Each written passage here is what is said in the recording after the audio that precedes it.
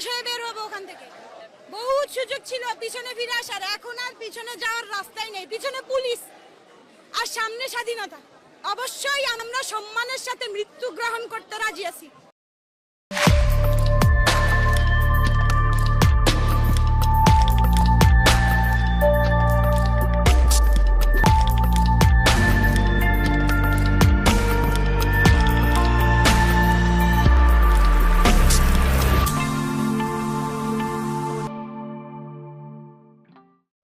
কাউয়া কইছে যে গণভবন নাকি দখল হয়ে যাইতো।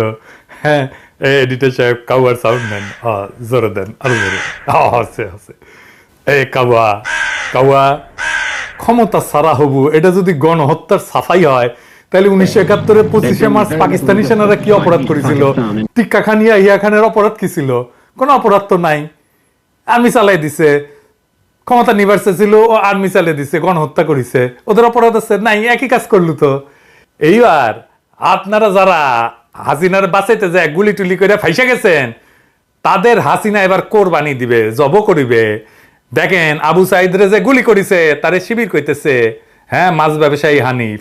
আমরা দেখো 16 তারিখে আমরা রংপুরে ওখানে আবু সাইদ নামে একজন শিক্ষার্থী নিহত হলেন আন্দোলন করতে যাই। এখানেও আমাদের একটা সন্দেহ আছে। আমি ব্যক্তিগতভাবে আমি মনে করি এটা সন্দেহজনক। আমি স্বরাষ্ট্রমন্ত্রীকে বলেছি এটা তদন্ত করতে। কারণ ওই দিনকে যে ওখানে যে পুলিশের সঙ্গে ধাওয়া পাল্টাতে হচ্ছিল, সেখানে আবু সাইদ লাঠি হাতে দাঁড়িয়েছিলেন, তাকে হঠাৎ করে গুলি করলেন একজন পুলিশ সদস্য। সেই কারণটা কিন্তু আমার কাছে খুব পরিষ্কার মনে হয়নি। এবং পরবর্তীতে যে যতটুকু দেখেছি যে এই পুলিশ সদস্যের অতীত ব্যাকগ্রাউন্ড সম্বন্ধে যতটুকু জানা গেছে, সে একসময় ছাত্র শিবিরের সদস্য ছিলেন, এই পুলিশ সদস্য। শুনেছেন?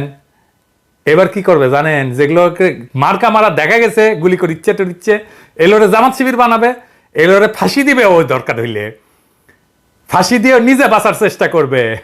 কার জন্য কাজ করেন বুঝবার পারবেন তখন। এই আন্দোলনে কলে আর একটা ধাঁধা আছে, সেটা কি আজেন এটা দেখি।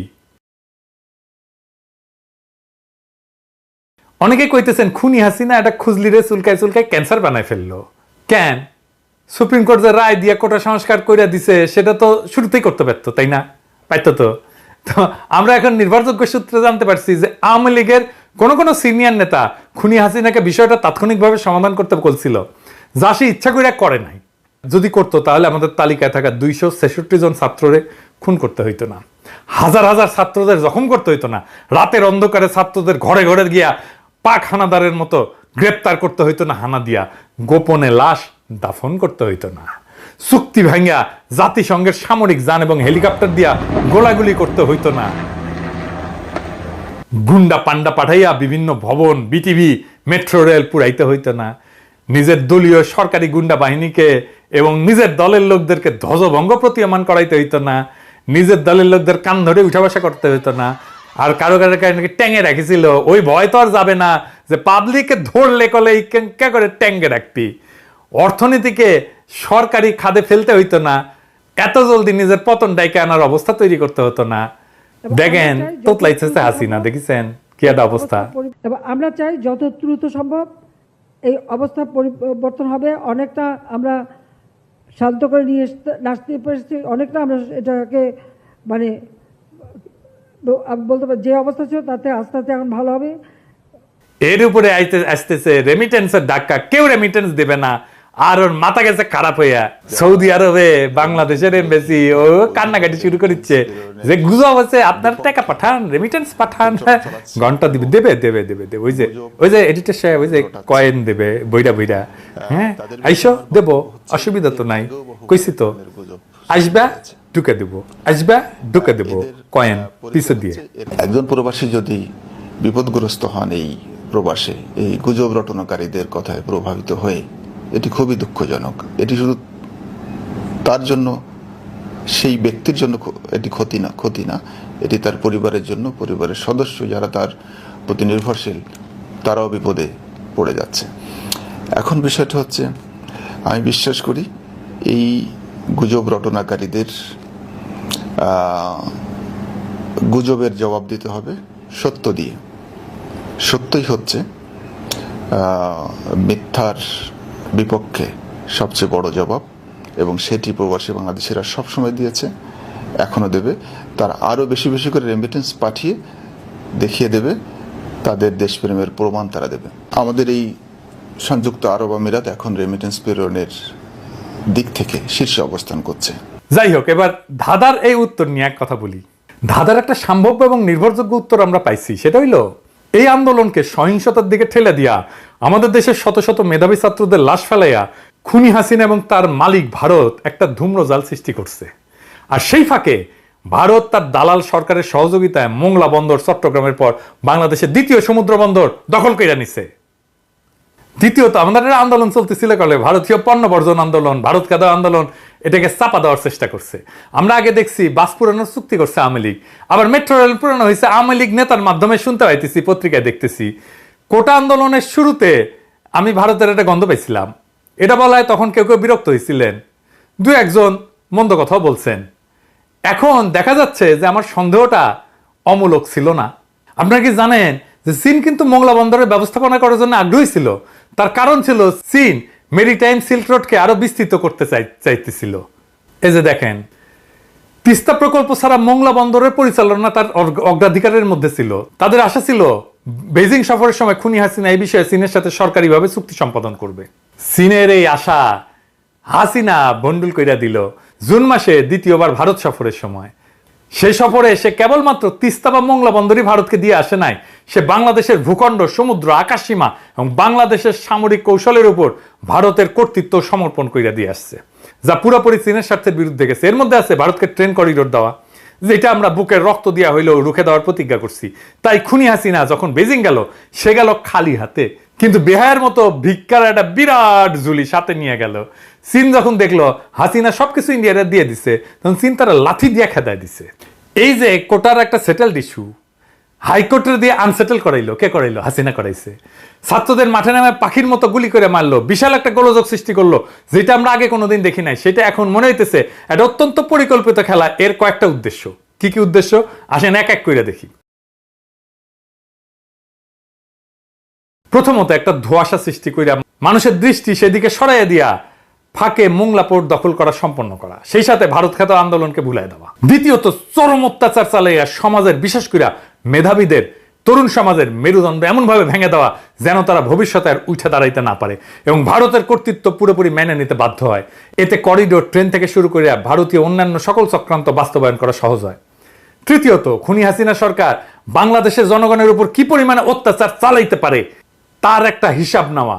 কোন লেভেল পর্যন্ত হাসিনা যাইতে পারে, কতখানি শক্তি তার আছে, কতখানি নির্মমতা সে দেখাইতে পারে, কত হাসিনার কুত্তাগুলাকে মাঠে নামাইতে পারে, তার ছাত্রলীগ, যুবলীগ এটা কত শক্তিশালী, এইটার একটা হিসাব নেওয়া।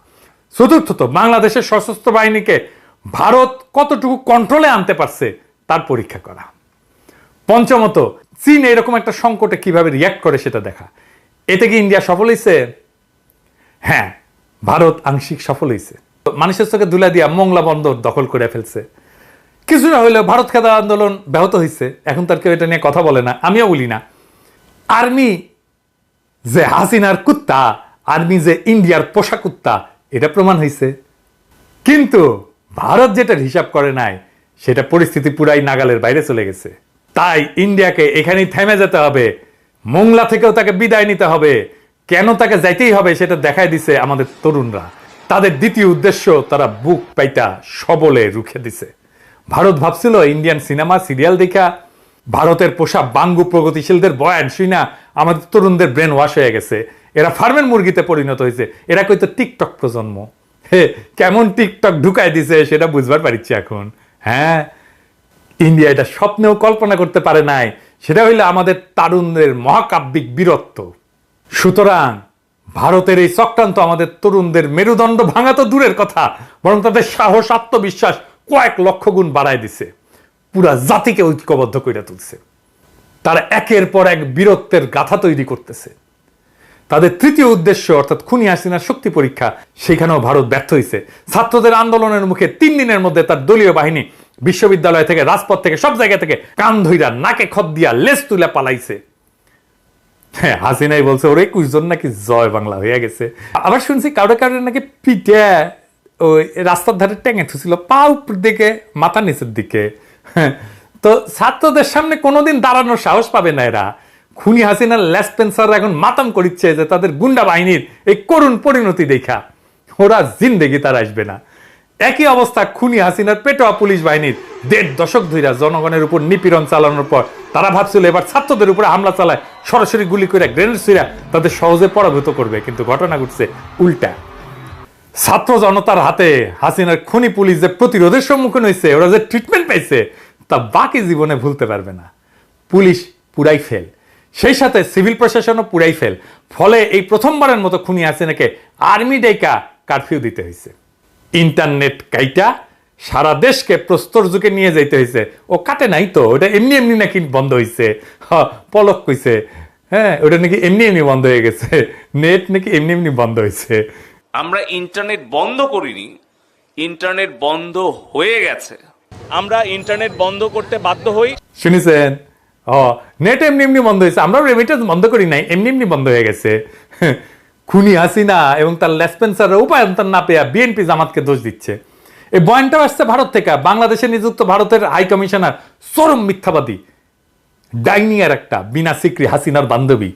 তারপরে হর্ষবর্ধন শৃঙ্গলা বিজেপি করে, বিজেপির ইলেকশন করেছে, প্রথমে জামাতকে দায়ী করছে। চিন্তা করেন, 1.5 দশক ধরে বিএনপি জামাতের বিপুল সংখ্যক নেতাকর্মীকে জেলেবন্দি করা, হামলা মামলা দিয়া, বিচার বহির্ভূত হত্যা কইরা, দেশ থেকে তাড়ায়া, এমনকি ফাঁসিতে ঝুলিয়ে দেওয়ার পরেও যদি বিএনপি জামাতের এতই শক্তি অক্ষত থাকে, তাহলে তো খুনি হাসিনার যে দশা আগামী কিছুদিনের মধ্যে কোথায় গিয়ে দাঁড়াবে তা আপনারাই ভেবে দেখেন। তাই তো হাসিনার ক্ষমতায় থাকার কোনো দরকার নাই, তাই না?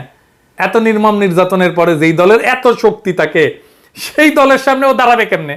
দাঁড়ানোই তো উচিত না। ভোটও পায় না, শক্তিতেও পারে না, রাজপথের শক্তিতে। খেলা হবে কয় না, খেলা হবে তো খেলার সময় আর্মিক ডাকিস কে? হ্যাঁ, নিজে খেল, দেখি কেমন মাজায় জোর। নিজে তো পারিস না, পুলিশ দিয়েও পারিস না, বিজিবি দিয়েও পারিস না, আর্মি ডাকতে হয়, আবার বলে খেলা হবে। তো এই জামাত বিএনপির বয়ান দিয়ে কোনো কাজ হয় নাই। খুনি হাসিনাকে কারফিউ চালিয়ে যেতে হচ্ছে, আর্মিকে মাঠে রাখতে হচ্ছে। তার আর তার লেসপেন্সারদের মনে যে আতঙ্ক ঢুকছে তার কোনো দিন যাবে না। তাদের মনোবল আত্মবিশ্বাস ভেঙে পড়ছে। হাসিনারে আর্মি মাঠে রাখতে হচ্ছে সিভিল প্রশাসনের নিরাপত্তায়, তার দলের লোকের নিরাপত্তায়। আর্মি উঠলে যাবে কই হাসিনা? আর্মির কারফিউ চলতেছে, কারফিউ আছে কিনা বুঝতে পারতেছেন? কোথাও কারফিউ নাই। এই কিসের কারফিউ? বালের কারফিউ।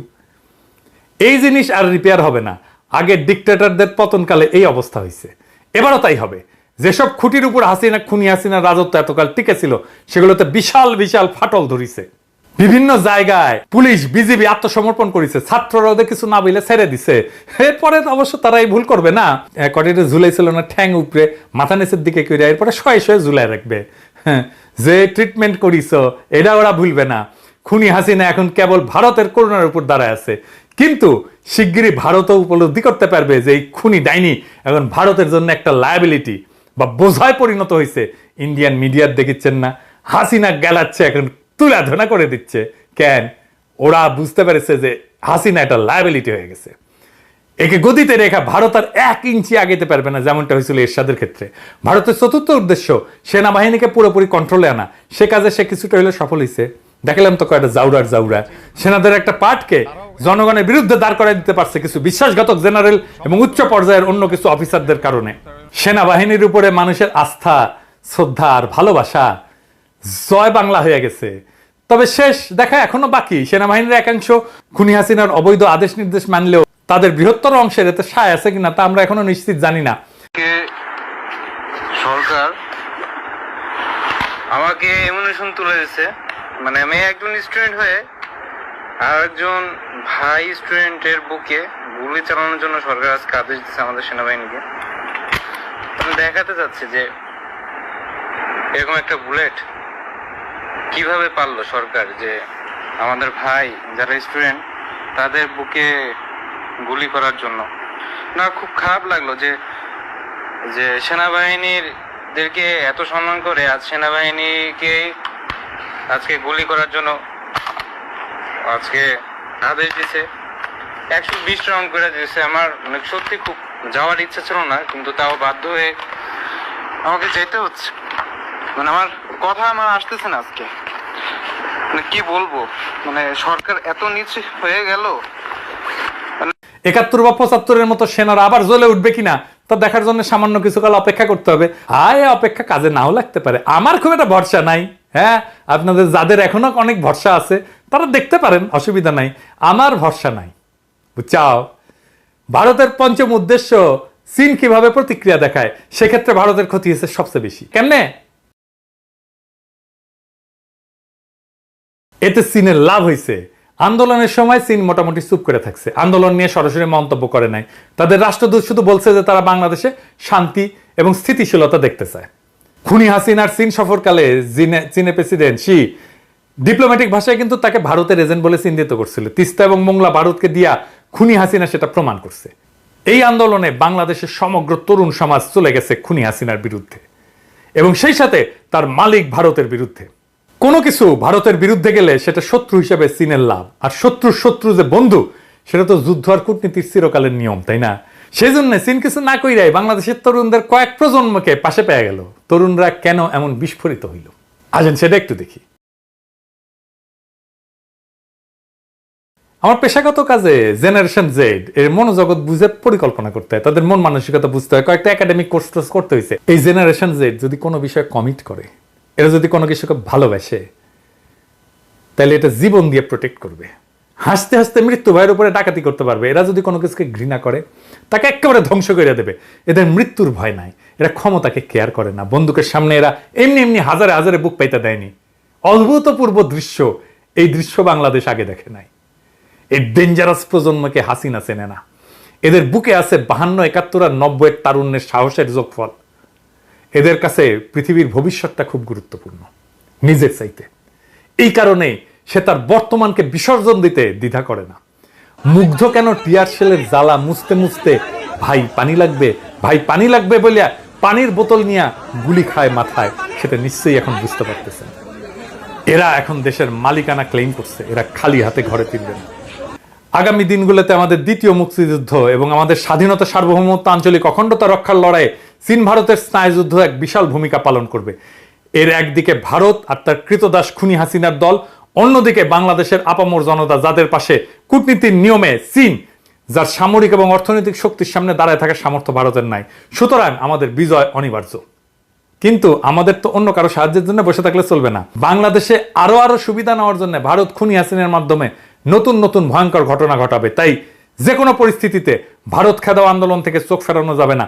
দেশে এবং বাকি দুনিয়ায় ভারত হটাও আন্দোলনকে বেগবান করে চূড়ান্ত পর্যায়ে নিয়ে যেতে হবে। পণ্য বয়কট অব্যাহত রাখবেন, এটার জন্য তো আলাদা কর্মসূচির দরকার নাই, এটা অভ্যাসের অংশ কইরা ফেলেন। আমি আগেও বলছি, আবারও বলতেছি, ভারত হইল টিবি আর খুনি হাসিনা হইল কাশি। আমরা ভারত খেদাও আন্দোলন যত জোরদার করব, টিবি ততই আরোগ্য হবে, কাশি ততই দূর হবে, বাংলাদেশের উপরে ভারতের মুষ্টি ততই আলগা হইয়া যাবে। সেই সাথে দেশে ছাত্র জনতার চলমান আন্দোলন এবং প্রবাসে রেমিটেন্স বয়কট তীব্রতর কইরা খুনি হাসিনাকে রাজনৈতিকভাবে অচল এবং অর্থনৈতিকভাবে দেউলিয়া করে দেওয়া হবে। এই প্রক্রিয়াতেই খইসা পড়বে খুনি হাসিনা। সেই দিনটা এখন খুব কাছে। শেষ করব শহীদ মীর মাহফুজুর রহমানের গল্প দিয়া, আপনারা যারাই মুগ্ধ বইলা জানেন। মারা যাওয়ার কিছু আগেও পানি নিয়ে কারো পানি লাগবে বলে চিৎকার করছিল। মাথায় গুলি করা হয়েছিল স্নাইপার দিয়ে। ওর বন্ধু সাইফ রিফাত লিখেছে, মুগ্ধর মৃত্যু সংবাদটা সবার মতো আমিও মেনে নিতে পারিনি। ওর পুরো নাম মীর মাহফুজুর রহমান। খুলনা বিশ্ববিদ্যালয়ে আমরা একসঙ্গে পড়েছি। মুগ্ধ ছিল গণিত বিভাগে, আমি পরিবেশ বিজ্ঞানে। দুজনই 19 ব্যাচ। খুলনা বিশ্ববিদ্যালয় থেকে স্নাতক শেষ করেও ভর্তি হয়েছিল ঢাকার বাংলাদেশ ইউনিভার্সিটি অফ প্রফেশনালসে, বিইউপি। শুরুতে বিশ্বাস হয়নি, পরে যখন নিশ্চিত হলাম, হ্যাঁ, উত্তরায় নিহত হওয়া তরুণ আমাদেরই মুগ্ধ, হতভম্ব হয়ে গিয়েছিলাম। মানসপটে ভেসে উঠেছিল মুগ্ধর মুখ। ভাবছিলাম, এত চনমনে আর হাসি খুশি একটা ছেলে এভাবে বুলেটের কাছে হেরে যেতে পারে না। চোখের সামনে ভাসছে খুলনা বিশ্ববিদ্যালয়ের হল রোড, মুক্তমঞ্চ, তপনদার চায়ের দোকান। এই জায়গাগুলোয় আর কোনোদিন মুগ্ধকে দেখব না। গত 5 বছরে আমাদের কত কি মুগ্ধতা উপহার দিয়ে গেছে ছেলেটা। খুলনা বিশ্ববিদ্যালয়ের 12 মাসে 13 পার্বণের সবকটাতেই ওকে পাওয়া যেত, কখনো দর্শক, কখনো আয়োজক হিসেবে। এই তো সেদিন আমরা 7ম সৃঞ্জয়ের অনুষ্ঠানে একসঙ্গে সিনিয়রদের কামলা খাটলাম। মুক্ত মঞ্চের সামনে দাঁড়িয়ে কত যে গানে একসঙ্গে গলা মেলালাম। 19 ব্যাচের শিক্ষা সমাপনী অনুষ্ঠানে মঞ্চে দাঁড়ানো পাঞ্জাবি পরা ছেলেটির ছবি মাথা থেকে কিছুতেই সরাতে পারছি না। খুব বেশি দিন আগের কথা না, পরদিন বৃষ্টি হতে পারে জেনেও দীপাবলির প্রোগ্রামের জন্য সন্ধ্যায় আমরা ডাক বাংলোর মোড়ে গিয়েছিলাম আতশবাজি কিনতে। আরেকবার সরকারি জয় বাংলা কলেজের মোড়ে আমাদের এক ব্যাচমেটের সঙ্গে পুলিশ অন্যায় আচরণ করেছিল। সে ঘটনার প্রতিবাদে আমরা সব শিক্ষার্থী মিলে গল্লামারির রাস্তা আটকে দিয়েছিলাম, মুগ্ধও ছিল সঙ্গে। এখন আনমনে ভাবছি ঘুড়ি উৎসবের সেই সময়টা যদি আর একবার ফিরিয়ে আনতে পারতাম। মুগ্ধর সঙ্গে তো আরও একবার দেখা হয়ে যেত।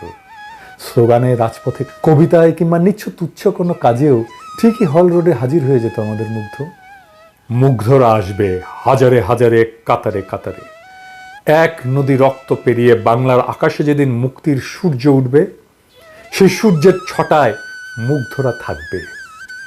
মুগ্ধ যেই বাংলাদেশ গড়ার জন্য জীবনটা দিয়ে দিল, যেই বাংলাদেশ তার কাছে শুধু সম্ভাবনা ছিল, সেই বাংলাদেশকে সম্ভব করে তুলতে হবে।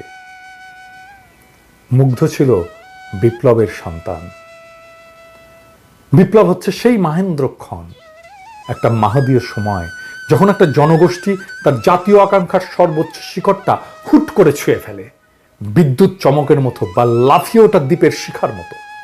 ওই সময়ে ওই জাতির উপরে আল্লাহর খেলাফত নাজিল হয়। তখন সে হয়ে ওঠে দুনিয়ায় খোদার খলিফা, বিপ্লবের নায়ক। আর সেই অসামান্য মুহূর্তটাই বিপ্লব। মুগ্ধর জন্য শোক করেন না, সে ভাগ্যবান। সে ওই মুহূর্তটায় ওই মাহেন্দ্রক্ষণের নায়ক, যার মধ্যে দিয়ে সৃষ্টিকর্তার পবিত্র ইচ্ছা জাতির উপরে নাজিল হয়েছিল। এই জন্যেই শহীদের মৃত্যু নাই, তারা সময় আর কালকে অতিক্রম করে যায়। মুগ্ধ সেই কালের নায়ক, মুগ্ধ আমাদের ইতিহাসের অংশ। মুগ্ধ বেঁচে থাকবে ততদিন যতদিন বাংলাদেশ নামটা থাকবে, যতদিন মানুষ বেঁচে থাকবে।